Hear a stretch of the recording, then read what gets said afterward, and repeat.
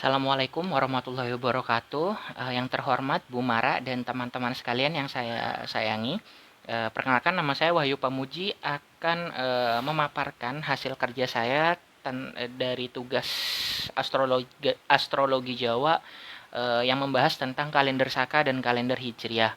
Nah, di sini bisa teman-teman ketahui, sudah teman-teman ketahui seharusnya, bahwa kalender Saka dan kalender Hijriah ini merupakan dua contoh kalender yang memang sudah sering terdengar di masyarakat, khususnya di wilayah Indonesia. Nah, lalu di sini saya akan menjelaskan tentang ada perkembangannya kalender tersebut sampai hingga ke Indonesia ini, juga sejarah-sejarah dari eh, kedua kalender tersebut. Nah, yang pertama dari kalender Saka.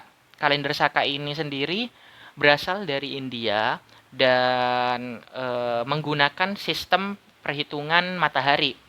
Nah, kalender Saka ini juga pada awalnya dicanangkan oleh Raja Kaniska yang merupakan salah satu raja di daerah India sana, itu dengan tujuan untuk mengenang masa kejayaannya. Nah, kalau dihitung dari tahun Masehi, nah itu ada di sekitar tanggal 21 Maret 79 Masehi. Namun saya juga menemukan satu literatur lain di Kompas Media. Nah, di sini itu dijelaskan kalau tahun Saka itu malah dimulainya pada tahun sekitar 78 Masehi. Nah, selanjutnya untuk kalender Hijriah ini berasal dari Arab dan menggunakan perhitungan sistem rembulan. Nah, jadi kalau tadi perhitungan yang Saka matahari, untuk yang Hijriah bulan.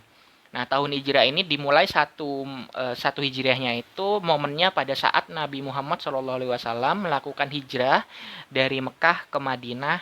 Nah, kalau di tahun Masehi itu ada di sekitar 622 Masehi.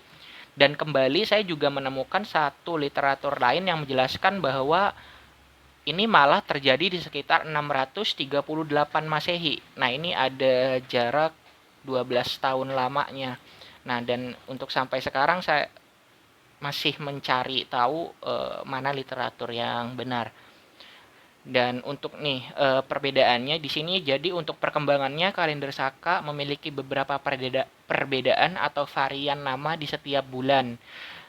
Terus nama bulan yang paling awal. Jadi pada sebenarnya eh, kalender Saka itu juga terjadi perkembangan nih, mulai dari yang awalnya itu ada nama-nama bulan tersendiri, tapi pada saat yang bersamaan juga di sisi daerah yang lain di India itu menggunakan nama-nama yang berbeda. Dan masuknya konsep pemahaman kalender Saka ini ke Indonesia pun juga mengalami penyesuaian mengikuti kultur dan budaya masyarakat Indonesia itu sendiri, seperti nama Srawana, Badra, Asuji, Kartika, Margasira, Posya, Moga, Palguna, Setra, Wisaka, Jesta, dan Asada.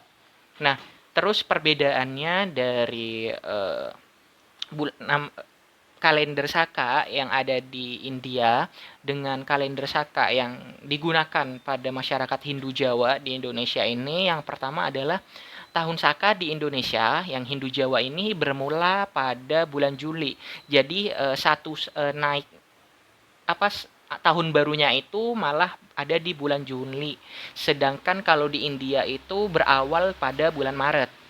Terus yang kedua adalah untuk bulan Azwina pada kalender di nasional India itu, untuk di Hindu Jawa menggunakan nama Asuji. Terus yang ketiga, yang terakhir adalah pergantian bulan pada kalender Saka di Hindu Jawa. Jadi pergantian setiap bulan ke bulannya itu jatuh sekitar pada tanggal 11 atau 12 tiap bulan Masehi. Nah, sedangkan kalau kalender Saka di India nasionalnya itu jatuh sekitar tanggal 21 atau 22 tiap bulan pada kalender Masehi.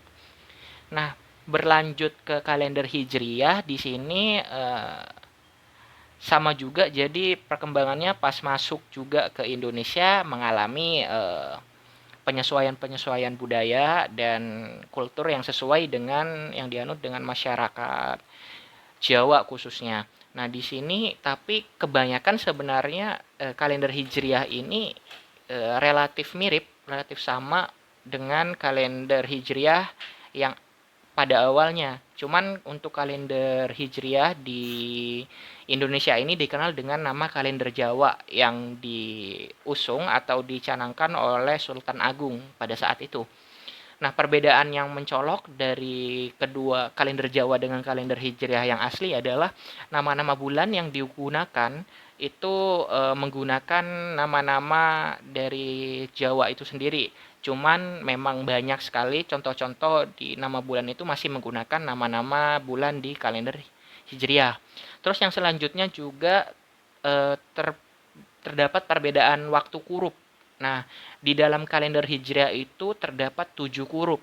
Nah, sedangkan untuk kalender Jawa itu ada 35 kurub. Selanjutnya kalender Jawa juga memiliki yang namanya tahun kabisat. Nah, untuk tahun Hijriah yang asli malah tidak ada yang namanya tahun kabisat.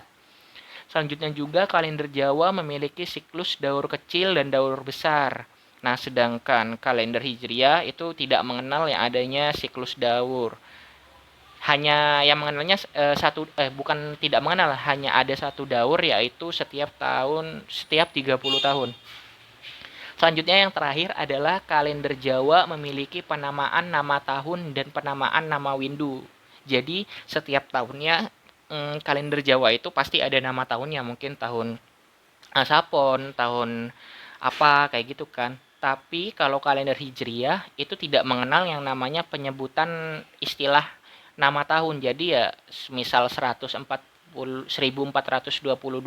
Hijriah ya sudah hanya 1422 Hijriah, tidak ada penamaan pada tahun tersebut. Seperti itu. Jadi sekian presentasi dari saya. Mungkin untuk penjelasan lebih lanjut boleh melihat karya tulis saya yang sudah saya kumpulkan nanti, dan mungkin sebagai daftar acuan bisa mengecek langsung pada daftar daftar pustaka yang sudah saya cantumkan. Terima kasih.